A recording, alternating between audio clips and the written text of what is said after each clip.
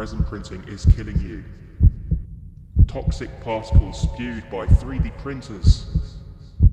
Ultrafine particles that could be harmful to human health. Potential risk of cancer with long-term exposure. Carcinogenic compounds found in some 3D printer fumes pose a risk of cancer with prolonged exposure. Resin printing is killing you. How can you get subscribers if you're too ill to make videos, Cowley? How bad for your health is 3D printing?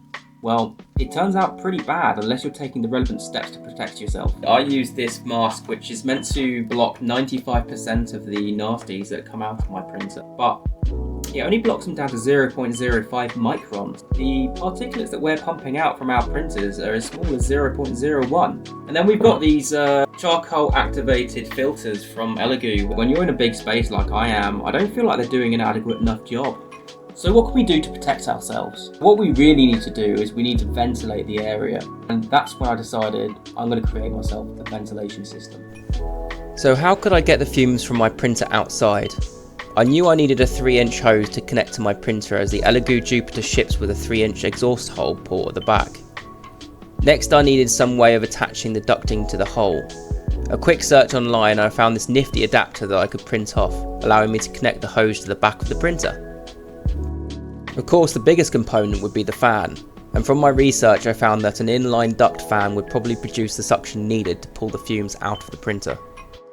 The issue I now faced was that the fan I'd bought had only 6-inch flanges either side to pull the air through, but both the exhaust hole of the Jupiter and the ducting leading from it was only 3 inches. I needed some form of adapter that would connect the two sizes. I found this great adapter on Amazon, and it fitted the smaller hose perfectly to the flange of the fan. Finally, I needed some large ducting that was 6 inches in diameter that would fit from the exit side of the fan and connect to the air vent on my window. Several days later. With all these items ordered, I began assembling all the pieces. I didn't mention this before, but I had to order an acrylic window to replace the glass one in my workshop, and use a hole saw attachment for my power drill to cut a hole in the new window.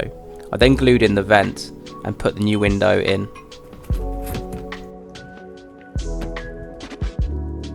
Next, I had to super glue some small magnets into the holes of the 3D printed exhaust adapter for the printer.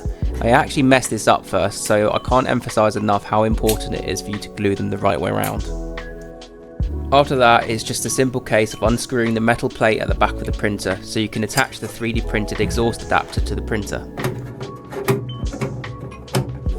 Finally, I attached the larger 6-inch ducting hose to the window and the smaller 3-inch hose to the back of the printer. At this point, the level of excitement was through the roof and I was ready to test it all out.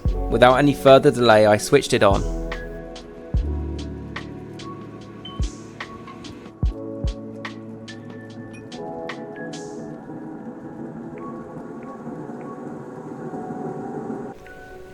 Round about now, I was mucking around trying to find new ways of testing the suction levels by using both smoke and tissue paper. It was so strong it actually sucked the paper right up the tube, much to my amusement. So has this improved the smell? Well, yes, but I think if you want to be extra safe, you should use a ventilation system, use a mask, and also use a HEPA filter. This particular one is quite expensive, but it blocks particles down to 0.01 microns, which is the size of the particles that we're emitting from our printers.